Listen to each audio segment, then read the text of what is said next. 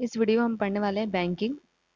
जैसे कि हमें पता है कि बैंकिंग कितनी इम्पॉर्टेंट फाइनेंशियल इंस्टीट्यूशन है जो किसी भी कंट्री की ग्रोथ के लिए बहुत इम्पॉर्टेंट है, राइट। अगर किसी भी फाइनेंशियल से रिलेटेड किसी को भी कुछ भी ज़रूरत है तो वो कहाँ से फुलफिल होती है? बैंकिंग सेक्टर से ही होती है। तो बैंकिंग सेक्टर इकोनॉमिक में बहुत ही ज़्यादा क्रूशियल रोल प्ले करती है, ठीक है। तो इस बैंकिंग सेक्टर में हम पढ़ेंगे कमर्शियल बैंक। कमर्शियल बैंक के बारे में ऑलमोस्ट सबको पता ही होता है कि कमर्शियल बैंक क्या होती है। कमर्शियल बैंक ऐसी बैंक्स होती है जहाँ पे जनरल पब्लिक क्या करती है, अपना अकाउंट्स उस बैंक में खोलती है, एक पर्टिकुलर बैंक में, जो भी जिस भी बैंक में वो खोलना चाहे, राइट। और कमर्शियल बैंक क्या करती है? डिपॉजिट लेती है और फिर लोन देती है, ठीक है। ये प्रोसेस होता है बैंकिंग सेक्टर में। बट ये जो प्रोसेस है, accepting deposit and lending money, ये ट्रेडिशनल प्रोसेस है, राइट। अभी इसके बाद जैसे जैसे बैंकिंग सेक्टर मॉडर्न होते गया, वैसे वैसे बहुत सारे चेंजेस बैंकिंग सेक्टर में आने लगे, राइट। ये डिपॉजिट और लैंडिंग ये पूरा ट्रेडिशनल है, राइट। पहले सिर्फ इतना ही ट्रांजेक्शन वाली चीज़ें, इतना ही काम होता था बैंकिंग सेक्टर में। बट जैसे जैसे मॉडर्न जैसे जैसे चेंज होता गया टाइम, वैसे वैसे बैंकिंग सेक्टर भी चेंज होता गया। अब बैंकिंग सेक्टर में सिर्फ डिपॉजिट और लेंडिंग के अलावा भी बहुत सारे ऐसे सर्विसेज हैं जो बैंकिंग सेक्टर प्रोवाइड करता है नॉर्मल पब्लिक को, चाहे वो बिजनेस से रिलेटेड हो या फिर इकोनॉमी की ग्रोथ से रिलेटेड हो, राइट। और रूरल एरिया के ग्रोथ से रिलेटेड हो। तो बैंकिंग सेक्टर रूरल एरिया को डेवलप करने में भी और स्मॉल स्केल जो सेक्टर्स होते हैं उनको भी डेवलप करने में बहुत ही इंपॉर्टेंट रोल प्ले कर रही है। तो आज हम इस वीडियो में यही पढ़ने वाले हैं कि बैंकिंग सेक्टर क्या है, कमर्शियल बैंक का मीनिंग क्या है, and recent trends in the commercial bank में कौन कौन से चेंजेस आए, राइट। वो पढ़ेंगे हम, कौन कौन से डेवलपमेंट हुए। तो देखो क्या लिखा है, commercial bank is a financial intermediary which accepts deposits of the money from the public and lend them with the view to make profit, ठीक है। मेन प्रॉफिट अर्न करने का मेन सोर्स क्या होता है बैंकिंग सेक्टर का? ये, ठीक है। मतलब लोन देना, क्या करती है वो? डिपॉजिट लेती है, ठीक है। उस पर कुछ परसेंट इंटरेस्ट प्रोवाइड करती है पब्लिक को, और फिर वो पैसे, उन्हीं के पैसे क्या करती है वो? लोन देती है एज ए लोन, और फिर उस लोन पे वो क्या करती है? इंटरेस्ट अमाउंट चार्ज करती है, और वही उसका एक मेन प्रॉफिट होता है। किसका? बैंक का मेन सोर्स होता है प्रॉफिट अर्न करने का। उसके अलावा भी बैंक बहुत सारे सर्विसेज प्रोवाइड करती है जिसके लिए वो कमीशन चार्ज करती है, तो वो भी एक प्रॉफिट का ही पार्ट हुआ बैंकिंग सेक्टर का। Commercial bank play an important role in the mobilization of the deposit and disbursement of the credit to various sectors of the economy, ठीक है। कमर्शियल बैंक बहुत ही इंपॉर्टेंट रोल प्ले करती है। Mobilisation मतलब क्या करना? ट्रांसफर करना। डिसबर्समेंट मतलब क्या? Return, right. Mobilization of the deposit मतलब डिपॉजिट को मोबिलाइज करना, ठीक है, ट्रांसफर करना जिसको भी ज़रूरत हो डिपॉजिट को, लैंडिंग में, लोन में, राइट। तो ये काम कौन करता है? कमर्शियल बैंक करती है। The banking sector is the life line of any modern economic, ठीक है। अब बैंकिंग सेक्टर को हम लाइफ लाइन भी कह सकते हैं, क्योंकि अगर बैंकिंग सेक्टर नहीं रहेगी तो क्रेडिट की फैसिलिटी है जो वो अच्छे से नहीं हो पाएगी इकोनॉमिक में, राइट। तो इसलिए यहाँ पे बोला गया है कि लाइफ लाइन है बैंकिंग सेक्टर मॉडर्न इकोनॉमिक के लिए, मतलब इकोनॉमिक को डेवलप करने के लिए। ट्रेडिशनल इकोनॉमिक की बात नहीं की है, क्योंकि वहाँ पे सिर्फ लैंडिंग और डिपॉजिट एक्सेप्टिंग का ही प्रोसेस था, और बहुत ज़्यादा पहले जाएंगे तो वहाँ पे मनी का रोल भी नहीं होता था, ठीक है। तो वो सब अलग बात है। तो यहाँ पे क्या, यहाँ पे मेंशन किया इन्होंने, देखो, मॉडर्न इकोनॉमिक के लिए बैंकिंग सेक्टर क्या है? लाइफ लाइन है, ठीक है। तो ये इंट्रो था बैंकिंग सेक्टर के लिए। एग्जाम में ये वाला डेफिनेशन लिख सकते हैं याद करके, ठीक है। फिर अभी हम पढ़ेंगे recent trends in commercial bank. Commercial bank में कौन कौन से ट्रेंड्स है, चेंजेस हुए। तो recent trends in commercial bank, इसमें हम फर्स्ट पॉइंट पढ़ेंगे कि कौन कौन से कमर्शियल बैंक में चेंजेस आए हैं। फर्स्ट पॉइंट है नंबर ऑफ बैंक्स। तो रिसेंट ट्रेंड्स मतलब कि कुछ आगे, मतलब जो भी जैसे जैसे ईयर बाय ईयर जैसे जैसे प्लानिंग चेंज होती गई, वैसे वैसे जो नंबर ऑफ बैंक है, मतलब जो बैंक के ब्रांचेस है और नए नए बैंक बढ़ते चले गए, right? उनकी क्वांटिटी क्या हुई? बढ़ती चली गई। तो at the end of the June 2017 we had 148 banks including State Bank of India. तो जून 2017 के एंड तक 148 बैंक्स हो चुके थे, including State Bank of India and उसके एसोसिएटेड बैंक्स को भी मिला के, राइट, इंक्लूड करके। और उसमें से 144 वर शेड्यूल्ड कमर्शियल बैंक। उसमें से 148 में से 144 क्या है, शेड्यूल्ड कमर्शियल बैंक है, इंक्लूडिंग 56। और 144 में से 56 क्या है, रीजनल रूरल बैंक है जो शेड्यूल हुए हैं कमर्शियल बैंक में। और there were 4 non schedule bank, और 4 ऐसे बैंक्स हैं जो नॉन शेड्यूल हैं। अब शेड्यूल बैंक मतलब क्या होता है कि ऐसे बैंक्स जो आरबीआई के सेकंड शेड्यूल में लिस्ट में आते हैं उसे हम बोलते हैं शेड्यूल बैंक, और जो नहीं आते उसे हम बोलते हैं नॉन शेड्यूल बैंक्स। तो शेड्यूल बैंक होने का मतलब क्या होता है कि इन सारे बैंक्स को आरबीआई के पास कुछ रिजर्व रखना पड़ता है, ठीक है, कैश में उसके डिपॉजिट का कुछ रिजर्व, 4%, 28%, ऐसे SCR SLR ऐसे रेट होते हैं, वो रेट रखना पड़ता है ये सारे शेड्यूल कमर्शियल बैंक को आरबीआई के पास। तो उसे हम बोलते हैं schedule commercial bank. The non schedule commercial bank में चार हैं सिर्फ। The SBI associated banks were merged with the SBI on the 1st April 2017। ये हुआ फर्स्ट चेंजेस हुआ, नंबर ऑफ बैंक मतलब कितने बैंक्स बढ़े और कितने बैंक शेड्यूल्ड हुए। अब सेकेंड चेंजेस क्या आया, ब्रांच एक्सपांशन, मतलब बैंक्स के ब्रांच भी बढ़े, राइट। जैसे कि कहीं पे 20 ब्रांच हैं तो 30 हो गए, 1000 है तो 2000 हो गए, ऐसे ब्रांचेस बढ़ते चले गए। तो अभी हम देखेंगे कौन सी ईयर में कितने ब्रांचेस एक्सपांड हुए और बढ़े। From a total of 8262 branches in 1969, there has been a steady increase in number of branches। तो 1969 के बाद ब्रांचेस में बहुत सारे इंक्रीमेंट होने लगे, बहुत सारे ब्रांचेस बढ़ने लगे। पहले कितना था, 8200, 8262 ब्रांचेस थे। As on June 2017, there were 1,39,240 branches of the commercial bank in India। तो 2017 का डेटा है कि टोटल कमर्शियल बैंक के ब्रांचेस कितने हैं, इतने 1,39,240, ठीक है। और of the total branch 35% were in the rural area. और 1,39,240 में से जो 35% जो बैंक्स है ना, जो ब्रांचेस है कमर्शियल बैंक के, वो कहाँ पे स्टैब्लिश है, रूरल एरिया में, जो बहुत ही इंपॉर्टेंट बात है इकोनॉमी के ग्रोथ के लिए, राइट। तो ये हुए ब्रांच एक्सपांशन जो चेंजेस हुआ था। थर्ड क्या है, डिपॉजिट मोबिलाइजेशन। अब डिपॉजिट मोबिलाइजेशंस की वजह से क्या हुआ कि देखो, अगर रूरल एरिया में या फिर अर्बन सिटीज़ में और पूरा पुअर एरिया में अगर ब्रांचेस खुलते हैं कमर्शियल बैंक का, तो डिपॉजिट मोबिलाइजेशन होता है। क्यों? क्योंकि लोगों को बैंकिंग हैबिट आ जाती है, ठीक है। अगर लोगों को बैंक के बारे में पता ही नहीं होगा तो वो कैसे अपना कैश डिपॉजिट करेंगे, ठीक है। तो नए नए ब्रांचेस खुलने की वजह से लोगों को बैंकिंग हैबिट लगने लगे। अब बैंकिंग हैबिट का मतलब क्या होता है कि सेविंग हैबिट बढ़ने लगी, ठीक है। बैंक में लोग क्या करने लगे, सेव करने लगे, ठीक है। तो ये सारे डिपॉजिट मोबिलाइजेशन होने लगी क्योंकि आरबीआई का मेन एम क्या था कि लोगों का इंटरेस्ट लेवल मेंटेन करके रखना, और बैंकिंग इंटरेस्ट लेवल जो होता है वो क्या करना है, मेंटेन करना, ये आरबीआई का मेन एम होता है। तो डिपॉजिट मोबिलाइजेशन उसे हम बोलते हैं। As a result of the extensions of the banking facility, there was there was a large increase in the deposit, ठीक है। बैंकिंग सेक्टर की फैसिलिटी में इंक्रीमेंट होने की वजह से या उसके ब्रांचेस बढ़ने की वजह से क्या हुआ कि डिपॉजिट में इंक्रीज हुआ, राइट। डिपॉजिट क्या हो गई, इंक्रीज हुई, क्योंकि लोगों की बैंकिंग हैबिट बढ़ने लगी तो लोग ज़्यादा ज़्यादा क्या करने लगे, डिपॉजिट करने लगे बैंक में। There has also been a improvement in the average deposit mobilized by the rural branch which indicate the development of the saving habit. ये एक इंपॉर्टेंट वर्ड है, सेविंग हैबिट, जो इस पॉइंट पे मेंशन करना है, ठीक है। तो रूरल एरिया में लोगों की क्या सेविंग हैबिट बढ़ने लगी, जिसकी वजह से एक ऐसा हम कह सकते हैं कि ये इंडिकेशन है, किसका इंडिकेशन है कि लोगों के पास अभी इनकम है तभी सेविंग बढ़ रही है among the people and the spread of banking in the country.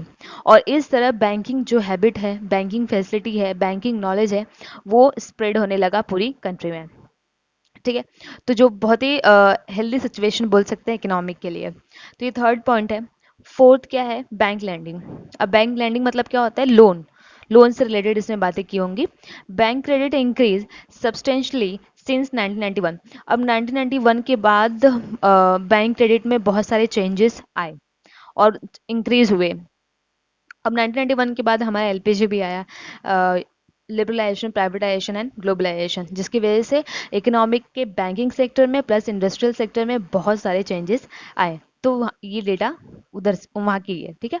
Since nationalisation, bank lending has undergone great changes such as establishing merchant banking division, countrywide lending facility, setting up a special sales to serve industrial, agriculture and other borrower requirement provision of the consumer credit। मतलब कहने का क्या मतलब है कि banking landing increase होने का मतलब क्या है कि सिर्फ ये अब पर्टिकुलर एक बिजनेसमैन को ही लोन नहीं देगी कमर्शियल बैंक, वो plus agriculture sector, small scale industries, marginal farmer, small borrowers, right, और भी बहुत सारे लोगों को क्रेडिट देने लगी, ठीक है। बैंकिंग सेक्टर बहुत सारे लोगों को जो जिसको नीड है, रिटेल बैंकिंग भी जो होती है, उन सारी चीज़ों को क्या देने लगी, लोन देने लगी, जो कि बहुत ही इंपॉर्टेंट चीज़ है, क्योंकि एक लोन और इन्वेस्टमेंट ही होता है जिसकी वजह से इकोनॉमिक ग्रो करती है, ठीक है। अगर बैंक से लोगों को, जो बिजनेसमैन है, एग्रीकल्चर सेक्टर्स है, ठीक है, और स्मॉल स्केल इंडस्ट्रीज है,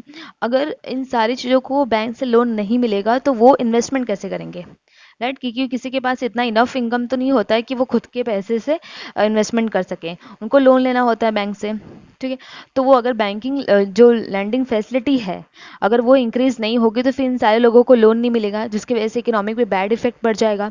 तो 1991 के बाद बहुत सारे ऐसे चेंजेस आए कि क्रेडिट फैसिलिटी जो है, जो बैंक प्रोवाइड करती है, वो इंक्रीज होनी चाहिए। मतलब हर एक सेक्टर में ये फैसिलिटी जानी चाहिए, हर एक सेक्टर इस फैसिलिटी का फ़ायदा उठाना चाहिए, ठीक है।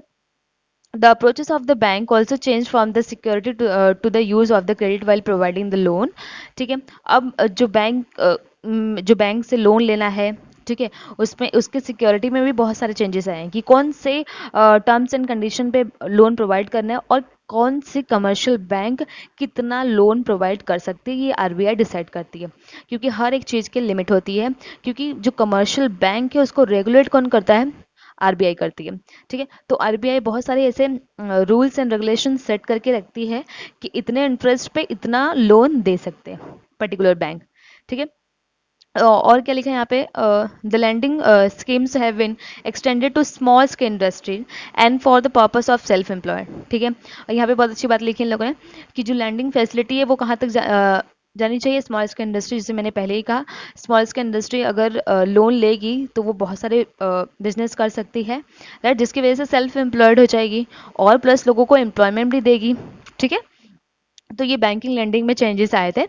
फिफ्थ क्या है, एडवांसेस टू प्रायोरिटी सेक्टर्स। अब प्रायोरिटी सेक्टर्स क्या होता है, प्राइमरी सेक्टर्स, मतलब ऐसे सेक्टर्स जो इकोनॉमिक के लिए बहुत ही ज़रूरी है, उसको सबसे ज़्यादा एडवांस लेवल का लोन देना चाहिए। तो ये बोला इन लोगों ने। The main objective of the nationalization was to divert and increasing share of the bank credit to the priority and the neglected sectors such as agriculture. देखो बहुत इंपॉर्टेंट बात बोलिए कि एडवांसेस टू प्रायोरिटी सेक्टर, मतलब हमारा primary और priority sectors क्या होता है, एग्रीकल्चर, ठीक है। तो ये जो शेयर है, जो बैंकिंग का शेयर है, जो बैंकिंग की फैसिलिटी है, वो सबसे पहले किस पे जाना चाहिए, जो नेग्लेक्टेड सेक्टर है, जिसको इग्नोर किया जाता है, such as agriculture, small scale industries, road, water transport, self employed person, retail trade and small business. इनको सबसे ज़्यादा फैसिलिटी मिलनी चाहिए लोन की और बैंकिंग की, लोन प्लस बैंकिंग की फैसिलिटी सबसे ज़्यादा इनको मिलनी चाहिए, क्योंकि ये हमारे इकोनॉमिक के लिए बेस है। एग्रीकल्चर क्या है, बेस है इकोनॉमिक का, राइट। अगर ये सेक्टर डेवलप नहीं होगा तो फिर इकोनॉमिक का डेवलपमेंट होना थोड़ा मुश्किल है, ठीक है। और स्मॉल स्केल इंडस्ट्री को बैंकिंग फैसिलिटी होनी चाहिए, क्योंकि स्मॉल स्केल इंडस्ट्रीज ऐसी इंडस्ट्रीज होती है जो काफ़ी लोगों को एम्प्लॉयमेंट प्रोवाइड कर सकती है रूरल एरिया में, ठीक है। तो ये जो नेग्लेक्टेड है, जो इग्नोर किए जाते हैं सेक्टर्स, इन सेक्टर्स को सबसे ज़्यादा बैंकिंग फैसिलिटी मिलनी चाहिए। फर्स्ट फर्स्ट मतलब इन लोगों को ही फैसिलिटी मिलनी चाहिए। तो ये चेंजेस हुए हैं बैंकिंग सेक्टर में, ठीक है, नेशनलाइज होने के बाद। The share of the priority sector's advances in the total bank advances of the public sector increased from 14%. हाँ, देखो ये डेटास दिया हुआ है कि बैंकिंग और पब्लिक सेक्टर में कितने बैंकिंग सेक्टर का शेयर इंक्रीज हुआ। तो वो 14% 1969 में हुआ और 37.7% 1991 में हुआ। और यहाँ पे दिया हुआ है, ठीक है। 2018 में कितना हो गया? 39.9%। ये शेयर मार्केट, सॉरी, जो शेयर है बैंक का, वो ये सारे सेक्टर में गया, ठीक है। तो ये फिफ्थ चेंजेस हुए हैं बैंकिंग सेक्टर में। अभी हम पढ़ेंगे 6.1 क्या है। Regional rural bank. सिक्स्थ है हमारा regional rural bank. Regional rural bank were created with the objective. अब जो रीजनल रूरल बैंक है वो क्यों क्रिएट किया गया था, उसके ऑब्जेक्टिव्स क्या थे? Of combining the good feature of the cooperative and commercial bank to provide credit to the underprivileged, ठीक है। जो रीजनल रूरल बैंक थे, नेम सजेस्ट कर रहा है कि रीजनल रूरल बैंक है तो वो रीजनल पर्पस के लिए होंगे, रीजनल को डेवलप करने के लिए ही होंगे। तो ये जो रीजनल रूरल बैंक है उसका मेन ऑब्जेक्टिव क्या है कि कॉर्पोरेटिव बैंक और कमर्शियल बैंक के फीचर को कंबाइन करना और इनसे पैसे लेके क्या करना, क्रेडिट प्रोवाइड करना। किसको? जो अंडर प्रिविलेज्ड एरिया है, राइट, जिसको फैसिलिटी नहीं है किसी भी चीज़ की, राइट। तो बैंक और जो थोड़े से पुअर है, स्मॉल है, राइट, तो उनको क्या करना, क्रेडिट फैसिलिटी और बैंकिंग फैसिलिटी प्रोवाइड करना, जो बहुत ही इंपॉर्टेंट है फाइनेंशियल सेक्टर के लिए। sections of the rural population, underprivileged sections of the rural population, ठीक है। They came into the existence in the 1970 with the specific objective of providing credit and deposit facility particularly to the small marginal farmers, agricultural laborer and the artisans and the small entrepreneurs, ठीक है। Main purpose क्या था regional rural bank का कि commercial and cooperative bank को combine करके जो rural section है, जो रूरल पॉपुलेशन है, उनको क्या करना, credit facility plus deposit facility provide करना। पर्टिकुलरली कौन से एरिया में? स्मॉल एंड मार्जिनल फार्मर को, एग्रीकल्चर लेबर को, ठीक है। और जो कॉटेज इंडस्ट्रीज होती है, आर्टिस्ट जो होते हैं खुद से बनाते चीज़ें, राइट, वो कॉटन इंडस्ट्री को, एंड स्मॉल एंटरप्रेन्योर, जो स्मॉल मतलब जो थोड़े से कम, जिनके पास उतना पैसा नहीं है, उनके पास टैलेंट तो बहुत ज़्यादा है, एंटरप्रेन्योर के पास टैलेंट बहुत ज़्यादा है, वो काफ़ी कुछ कर सकते हैं, बट फाइनेंस ना होने की वजह से उनकी जो कैपेबिलिटी है वो लो हो जाती है, ठीक है। क्योंकि अगर पैसे नहीं है, इन्वेस्टमेंट नहीं कर पाएंगे तो फिर बिजनेस नहीं चल पाता। तो ये जो सारे सेक्टर्स है रीजनल रूरल का, यही एम है कि इनको क्या करना, डिपॉजिट फैसिलिटी प्रोवाइड करना प्लस क्रेडिट फैसिलिटी, जो बहुत ही इंपॉर्टेंट है इकोनॉमिक ग्रोथ के लिए, ठीक है। द आरबीज मतलब regional rural banks have the responsibility to develop agriculture, ठीक है, trade, commerce and industry in the rural area. अब आरबीआई की रिस्पॉन्सिबिलिटी क्या है कि वो एग्रीकल्चर को डेवलप करे और industry in the rural area, मतलब इंडस्ट्री और ट्रेड रूरल एरिया में डेवलप करें। रूरल एरिया में भी इंडस्ट्री, कॉमर्स, ट्रेड, ठीक है, एग्रीकल्चर, सारा कुछ डेवलपमेंट होना चाहिए। तो वो कैसे होगा? सिर्फ और सिर्फ बैंकिंग फैसिलिटी से।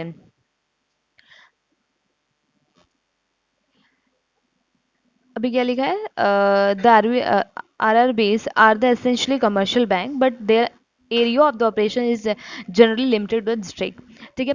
क्या बोला है कि आरआरबी भी जो है कमर्शियल बैंक की तरह ही है, बट आरआरबीज का मतलब जो रीजनल रूरल बैंक है उसकी जो एक्टिविटी है, ऑपरेशन है, वो लिमिटेड है डिस्ट्रिक्ट को लेके, ठीक है।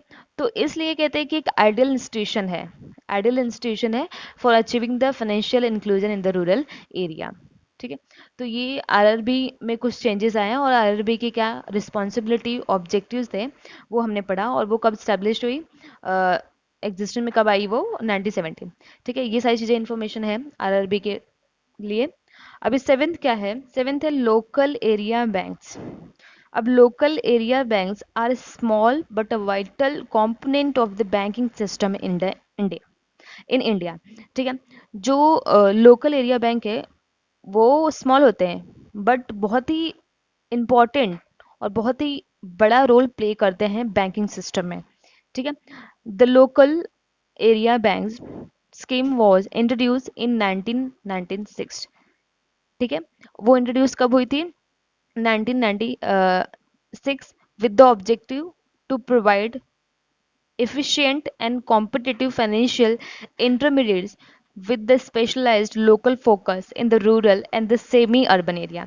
ठीक है, मेन एम और ऑब्जेक्टिव क्या है लोकल एरिया बैंक का, कि वो स्पेशलाइज्ड फोकस किस पे करे, rural and semi urban area पे। जो रूरल एरिया है उसका रूरल एरिया है, मेन फोकस रहेगा लोकल एरिया का बैंक का उस पे। ठीक है, सो कि उसको लोन प्रोवाइड करें, फाइनेंशियल सपोर्ट प्रोवाइड करें, सो दैट वो क्या कर पाए, डेवलप हो पाए। ठीक है, क्योंकि कोई भी सेक्टर डेवलप क्यों नहीं हो पाता, क्योंकि उसके पास फाइनेंशियल फैसिलिटी नहीं होती है, जो कि बहुत ही इंपॉर्टेंट है।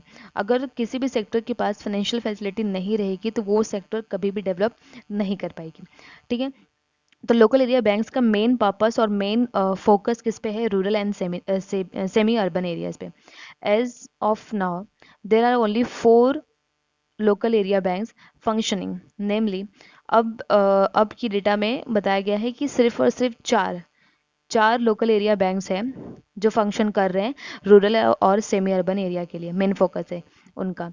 और उनका नाम दिया गया है capital local area bank limited, coastal local area bank limited, Krishna Bhima Samriddhi local area bank limited, and the Subhadra local area bank limited. These institutions had limited capital base and hence were not in a position to absorb the unexpected losses. तो जो local area banks होते हैं उनके पास capital क्या होता है, limited होता है। यहाँ पे लिखा है this institutional had limited capital. तो लिमिटेड कैपिटल होने की वजह से क्या होता है कि अगर अनएक्सपेक्टेड लॉसेस हो गए तो वो इस पोजीशन में नहीं होता है कि उसको लॉस को बेयर कर पाए। ठीक है, तो ये लोकल एरिया बैंक्स था। एट्थ क्या है, payment banks. To widen the financial inclusion, अब पेमेंट बैंक्स क्या होता है वो पढ़ेंगे हम। To widen the financial inclusion the RBI has granted licence for 11 payment banks. कितने payments bank, 11 payments bank. To widen the financial inclusion, financial sectors को support करने के लिए और इकोनॉमिक को डेवलप करने के लिए जो आरबीआई ने लाइसेंस दिए हैं 11 पेमेंट बैंक्स को। ठीक है, और उनका एम क्या होता है, वो क्या प्रोवाइड करते हो, okay. They provide small saving account and payment और remittance service to migrant labour workforce. ठीक है, रेमिटेंस मतलब अगर कोई दूसरे अब्रॉड, मतलब दूसरे कंट्री में अगर काम कर रहा है तो फिर करेंसी को कन्वर्ट करना, राइट। तो ये काम भी करते हैं। Low income household and को सपोर्ट कर सकता है, small business and other unorganize sectors entities. ठीक है, जो अनऑर्गेनाइज सेक्टर्स होते हैं उनको भी ये जो पेमेंट्स बैंक है वो क्या करता है, हेल्प करता है। तो ये सारी चीज़ें जो लाइसेंस आरबीआई ने क्यों दिए, सो दैट जो अनऑर्गेनाइज सेक्टर्स है, स्मॉल स्किल है कुछ, और जो लो इनकम हाउस होल्ड है उनको कुछ तो सपोर्ट मिले। ठीक है, तो ये मेन एम है पेमेंट बैंक्स का, तो जो बहुत ही अच्छी बात है कंट्री के लिए। 9 पॉइंट है overseas operations of Indian bank. अब जो इंडियन बैंक है वो ओवरसीज ऑपरेशन भी, मतलब ओवरसीज ऑपरेशन के रिलेटेड भी काम करती है। ओवरसीज ऑपरेशन का मतलब क्या होता है, फॉरेन जो फॉरेन बैंक्स, मतलब हमारी इंडिया के कुछ बैंक फॉरेन कंट्रीज में स्टैब्लिश है, राइट। और फॉरेन से रिलेटेड जो भी ट्रांजेक्शन होते हैं वो भी इंडियन बैंक प्रोवाइड करती है। तो ये सारे रिसेंट चेंजेस हैं।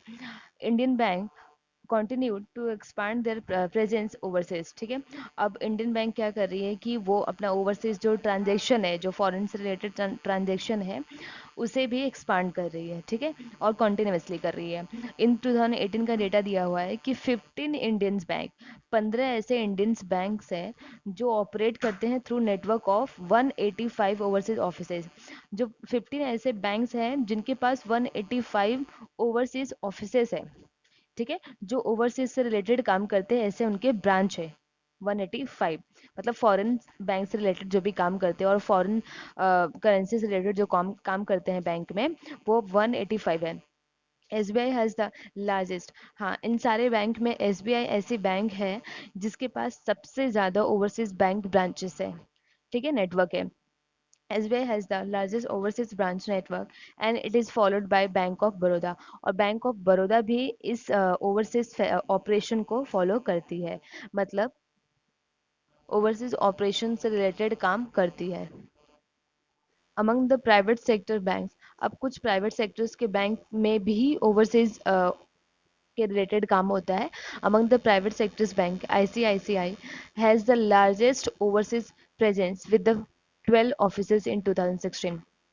अब जो आईसीआईसीआई है, ये भी ऐसी बैंक है जो ओवरसीज रिलेटेड फैसिलिटी प्रोवाइड करती है. और उसके कितने ऑफिसेज से? 12. 12 ऑफिसेज से वो काम करती है, ऐसे उसके ब्रांच है ओवरसीज से रिलेटेड. और ये कब के डेटा है? 2016 के है. 10th है फाइनेंशियल इंक्लूजन. अब फाइनेंशियल इंक्लूजन में क्या बताया इन लोगों ने? अब कि financial inclusion is the directed to support the main objective growth with equity. Growth with equity का मतलब क्या होता है कि ऐसा नहीं होना चाहिए कि जो फाइनेंशियल बैंकिंग सेक्टर है, ठीक है, वो फैसिलिटी प्रोवाइड करती जा रही है, बट ये फैसिलिटी सिर्फ कुछ लोगों को ही मिल रही है और सिर्फ कुछ लोग ही डेवलप हो रहे हैं उस बैंकिंग फैसिलिटी से. तो ऐसा नहीं होना चाहिए. इसके इस तरह से क्या होगा? ग्रोथ तो हो रही है बट इक्विटी के साथ नहीं हो रही. इक्विटी मतलब क्या होता है? Equal, right? तो इक्विटी के साथ नहीं हो रही है. तो मेन फाइनेंशियल इंक्लूजन का मेन एम क्या है, पर्पस क्या है? कि ग्रोथ विथ इक्विटी. इसलिए हमें अभी भी बहुत सारे पॉइंट्स पढ़े कि रीजनल रूरल बैंक है और लोकल एरियाज बैंक है, ठीक है, पेमेंट्स बैंक है. ये सारी बैंक्स क्या करती है? स्मॉल स्केल इंडस्ट्री को और लो इनकम हाउस होल्ड को बैंकिंग फैसिलिटी प्रोवाइड करती है. तो इससे क्या होगा कि इक्विटी भी होगी प्लस ग्रोथ भी होगा. ठीक है, देखो क्या लिखा है? Growth with equity of the planning process. For the purpose the financial inclusion aims at providing financial services at affordable cost to those who are excluded from the formal financial system. ठीक है, अब financial inclusion क्या कहता है? कि ऐसे services provide करना कि जो अफोर्डेबल हो, मतलब जो लो कॉस्ट है, मतलब सॉरी, जिसके पास कम इनकम है वो बैंकिंग सिस्टम को अफोर्ड नहीं कर पाएगा अगर ज़्यादा सर्विसेज चार्ज लेगी बैंकिंग. तो बैंकिंग जो सर्विस चार्ज लेगी, कमीशन लेगी, वो क्या होना चाहिए? अफोर्डेबल होना चाहिए, सो दैट सब लोग उसकी फैसिलिटी को यूज़ कर सके, राइट?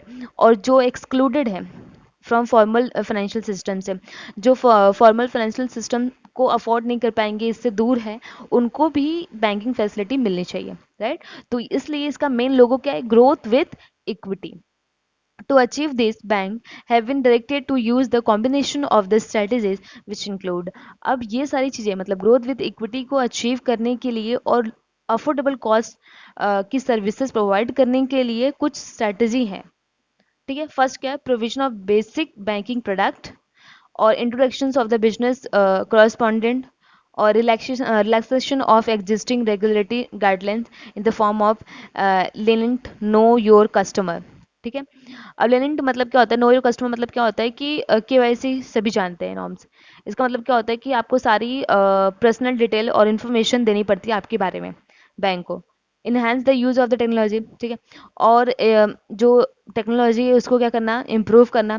तो ये सारी स्ट्रेटजी लगा के ग्रोथ विथ इक्विटी किया जा सकता है. अफोर्डेबल कॉस्ट से लोगों को सर्विसेज प्रोवाइड की जा सकती है. ठीक है, तो ये है फाइनेंशियल इंक्लूजन और ये था ट्रेंड्स इन बैंकिंग सेक्टर.